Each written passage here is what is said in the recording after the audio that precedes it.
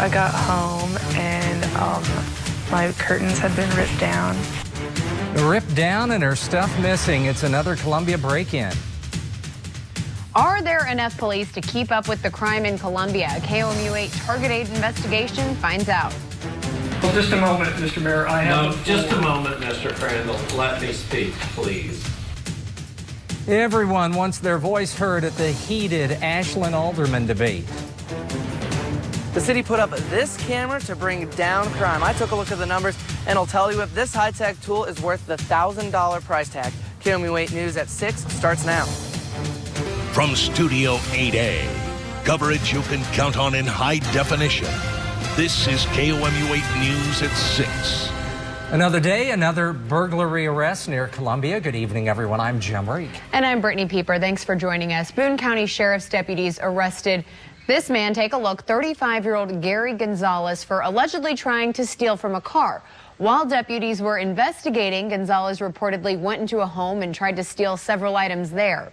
Similar incidents on this side of town, the south side, have been generating a lot of buzz. It even prompted police to put up this sign warning residents about increased burglaries in the area. That was about 2 weeks ago, but locked doors don't seem to be working. Let's get right to KOMU 8's Christina Alexander, who spoke to residents wondering what else they can do, and she also spoke to police who have some answers. Christina? I'm here at Staggs Way in the Rolling Rock Townhome community, where management is putting up barriers on doors and windows to try to prevent a break-in like one they had last night. I spoke to one resident who says she came home to missing valuables. Police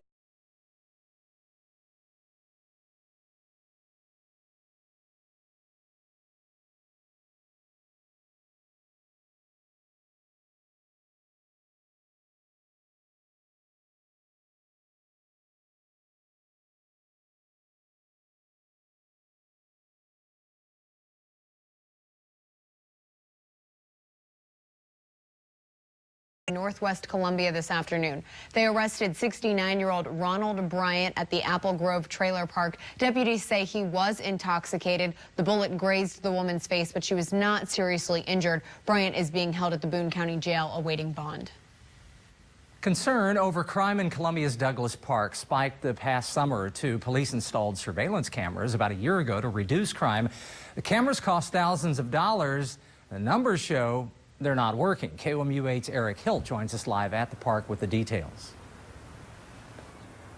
When I talked with the residents here at Douglas Park, they told me they believed they were being wrongfully singled out, and the cameras like this one behind me wasn't doing its job. I took a look at the data, and what I found was pretty surprising.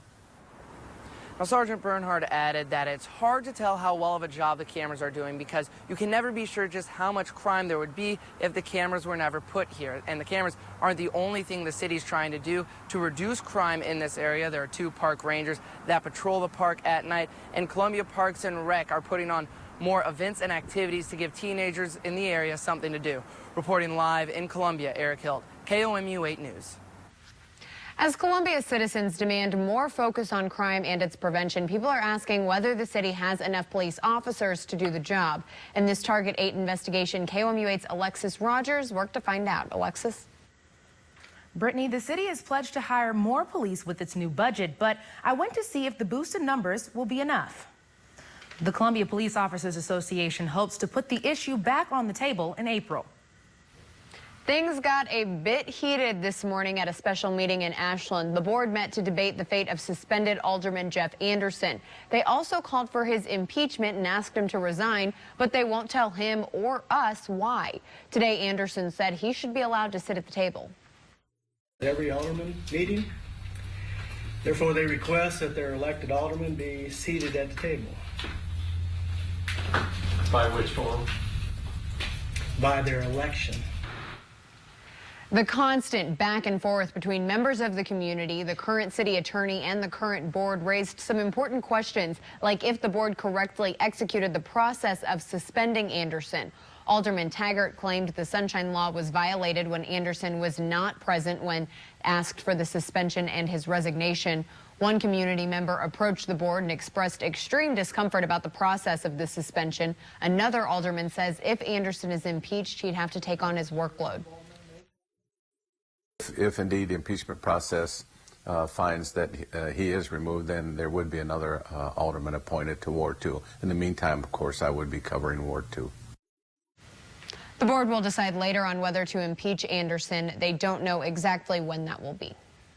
A Jefferson City 9-year-old was sent to the hospital after ramming a car with his bicycle this morning on the city's east side. Police say he didn't stop when making a turn. He was taken to St. Mary's Hospital with a head wound. The child was not wearing a helmet.